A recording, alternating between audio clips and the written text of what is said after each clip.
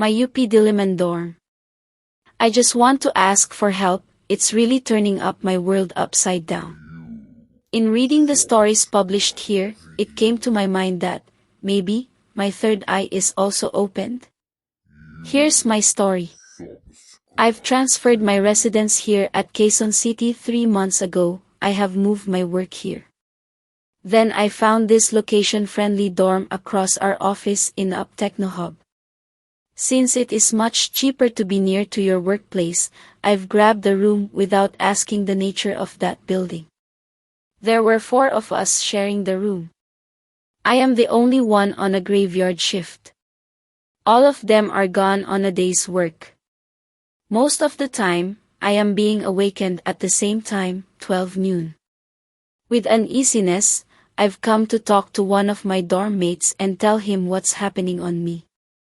He doesn't give a story but rather advice. He wants me to close the window of our room that is in front of an old tree every time I go to my bed. I don't know why he tells me that.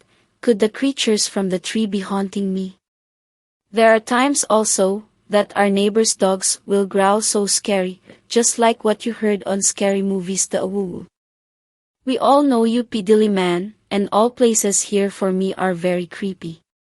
There are instances that I am seeing shadows passing by me when I am still in the go-to-sleep period. One of the shocking experiences is one afternoon, when I decided to stand up and cook because I felt hungry. I turned on the television and left it for me to hear sounds while in the kitchen. I know, someone had opened the door and suddenly the television was turned off. I quickly ran to the receiving area of our room and saw no people, and the door locked. Without any reasoning, I opened the door and ran out. I just returned when one of my dorm mates arrived. I don't know, but it seems that even when I am going home at the province, shadows are still following me. Could this be something explainable or not? I am also experiencing bad nightmares back in our hometown in the province over the weekends. There are times that I can't move my body and someone is sweeping her voice over my ear telling me that hindi ka na makakagalaw, mamamatay ka na, literally means you cannot move, you're going to die. I know that I am tired and have been restless for the past months, since I am adapting time culture on graveyard, but these experiences, I know I can differentiate facts, which seen by my eyes, and false mind, which may be a result of my sleepless days. Is this something you can explain to me? Please let me know. I want to be worry-free. Thanks.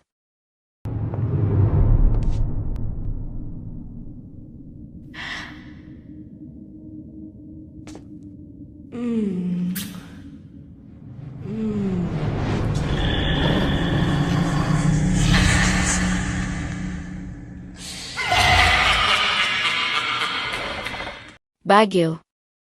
My dad told me of this true story that happened to him. My dad always told me that in Baguio, Philippines, there were white ladies appearing in the dark at night. As in ghosts.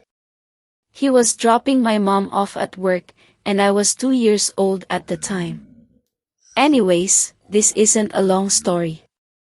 So, he was driving down a very steep hill, and it was really dark, and I think it was kind of raining. His headlights were on, of course, and then about half a mile up ahead, he said he saw a lady dressed in all white, standing in the middle of the road. He kept driving, ignoring it, and then when he got to the spot where the lady was standing at the trunk of his car, it sounded like someone got up onto the trunk. Experience number 2. Another experience happened to me. It was my regional spelling bee, and I had lost. I had invited 2 friends over. One had been to my house several times, and the other was her first time to my house. We were taking a walk around in a circle that would lead us back to my house, and then on the way back, we were passing by a blue house. A creepy blue house. The one my friend who had been here several times before and I thought was haunted. We all dared each other to go up into the driveway and read what it said on a piece of paper that was stuck to the small window. Okay, so let's call my friend that was her first time here the first time friend, and the other, just my friend. So, my friend and I were carrying this large stick. Rather a big, long piece of wood, and held it like colonists would. The driveway kind of went down when walking, and my first-time friend was carrying nothing. So, she was ahead and knew nothing about my friend and I's experiences to that house. When my friend walked up to the window, she said she swore she saw a blood stain. Rather blood dripping down the window, and on the paper was something written in capital letters, but before we could read it, we ran down the driveway, and my friend and I, since we were carrying the wood, almost tripped, and just dropped the piece of wood on the driveway, running back to my house. Experience number 3. My dad was staying at an old cabin in his hometown with his siblings and his parents. His grandma, or grandpa I can't remember, had just died, and he was sleeping. He woke up, and what he saw the ghost of his grandma/grandpa walking around.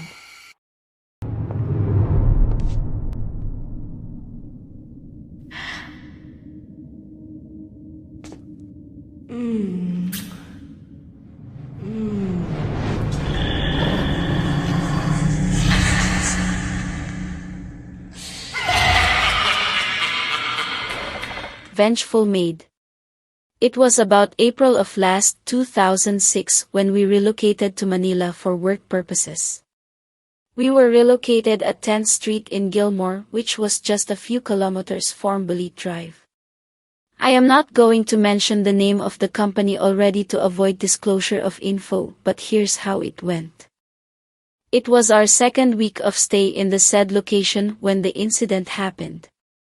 When the HR personnel accompanied us to the site, they were already kind of warning us that whatever we see or hear in that house, we just have to ignore it. When I asked about what those wood we are about to see or hear is all about, they already refused to answer. For me, a person from Baguio, I am already sensitive to those kinds of warnings. The house was an old Spanish type of house which was OMG huge. It had a half basketball court, 3 huge rooms, 1 medium room, a huge kitchen, a laundry area, as well as a big garage, and at the back was a wide space where there was a grill place made for parties. To cut the long story short, it was about 12:30 to 1:30 in the morning when the incident happened. My bed was on top of a double deck, and it was set apart from other beds of the same kind about 1.5 to 2 meters. Here's how it went. I was about to get out of bed to go to the kitchen to get a glass of water when, to my surprise, as I opened my eyes there, she was lying next to me.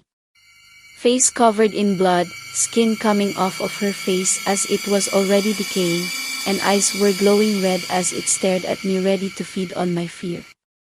I was shocked and I was already supposed to jump out of bed when the entity slammed me to the next top bed, which was, as I have mentioned, a few meters away. I cursed as I was on the floor because of the fear and pain, and my roommates immediately turned on the lights. I was already bleeding when they saw me and immediately asked me of what happened. I told them the story, and when they checked the top bed where I was slammed to there, the other half of my front tooth was. That was the reason why I was bleeding. My tooth had split into 2 because of the impact. Early in the morning we reported the incident to HR, and it was only then that they told us the real story of the relocation house. The house was owned by a Chinese businessman before, and the story was a maid was raped there. After being raped, the assailant beheaded, dumped the body at the creek just behind the house, and the head was buried under a balit tree which was just at the back of the house, which was within the compound and just outside the window which my bed was located. And behind the tree, guess what? The maid's quarters. We also noticed that around the tree at the back of the house were three bottles which had the opening of it, the part where you drink, inward, and the bottom part half visible.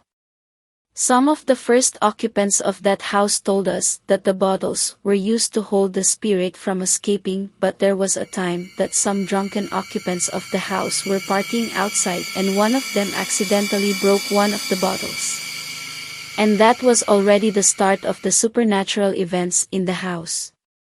Sorry for the long story, but hope you guys like it.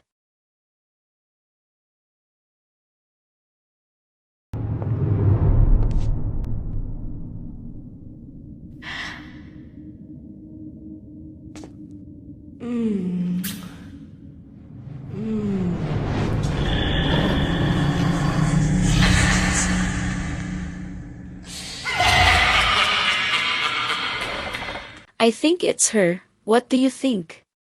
I had this experience just recently, less than a month I think. Since I am working during graveyard shifts, I am home during the day with everyone in the household awake and busy. Just a month ago, our eldest sister left two of her kids to my mom, and I cannot stand my nephews running around the house playing, whining, or whatever they are doing. Maybe that's because I am the youngest in the family and never had kids around until now. I think the kids are too noisy. I can't sleep in our house, so I opted to stay in my cousin's house located just next to ours. I'll give you a background of this house. It's not an old house, maybe around 10 years since built and owned by my cousin and his family. It has two rooms, one for the couple and one for the kids. It's just a small house, so whichever room you are in, it is easy to see or hear what is happening in the other rooms or parts of the house. About 2 years ago, my cousin's wife was diagnosed with cancer, and after a year battling the cancer, she died. It was a really emotional death because until she died, she kept saying she could not leave her kids behind, especially because there were 4 kids. To the age of 4 and to the age of 7 years at that time. To support and help her, her family, who are superstitious, even offered a black pig and a black chicken to the spirits. They believed the spirits would heal her.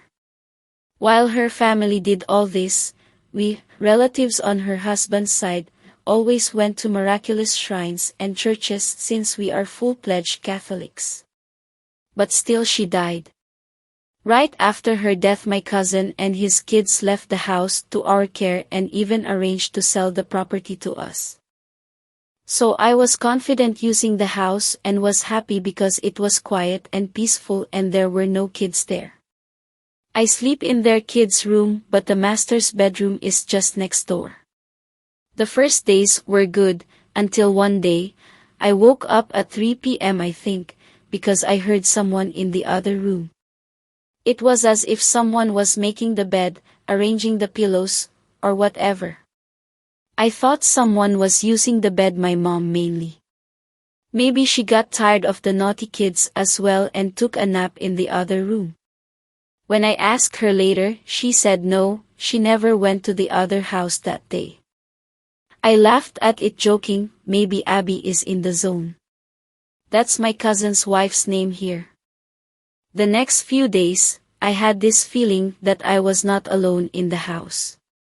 Sometimes I would wake up hearing someone in the kitchen doing the dishes, walking around the house, opening and closing the fridge, things like that. Again, my mom said she never went to the house, neither did my nephews. Another thing, there were times that the house smelled really bad. I know it smelled just like when Abby was dying. I cannot compare it to any other odors, it's just distinctly so bad. So, even my mom checked around for dead rats or garbage. I knew there was nothing she could find. The last thing that made me come home and stop sleeping in my cousin's house was when I went to our house to get something but did not lock the house. When I came back, I could not open it. I could turn the knob around, but it wouldn't budge. It was as if a really huge furniture was barred in the other side that stopped the door from opening. I called my mom, she called one of our neighbors and tried to open it thinking that the knob was broken. They could not open it. So, I said, okay, I'll try the window. Just as I entered the house through the window, my mom shouted to me that the door had opened. We had someone check the knob to see if was broken, he said no. So, what do you guys think about this? Is she still in that house? If she is, I think she does not welcome us there, although she does not hurt us physically. I want to hear your thoughts.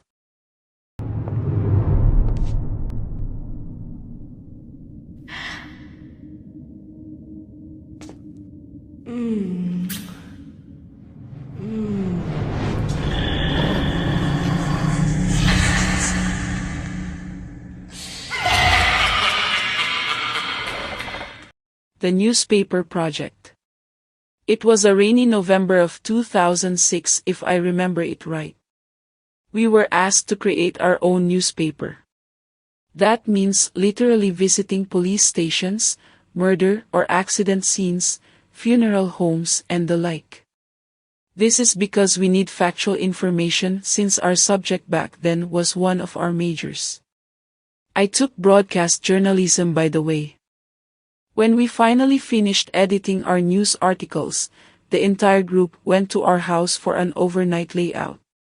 I was very sick back then because I got wet for several days trying to get a good scoop for my news. While using our home computer, something went wrong with the CD, it wouldn't load in the CD-ROM, so my classmate Daniel, not his real name, suggested that we go to his house because he got a backup copy of our files in his computer. They told me to just stay at home and communicate with them through text messaging since I was dead sick. Everyone agreed with the suggestion and packed up our stuff, and then another classmate, Susie, who is also a friend, sat on my parents' bed. We were doing the project in the master's bedroom since the computer was set up there.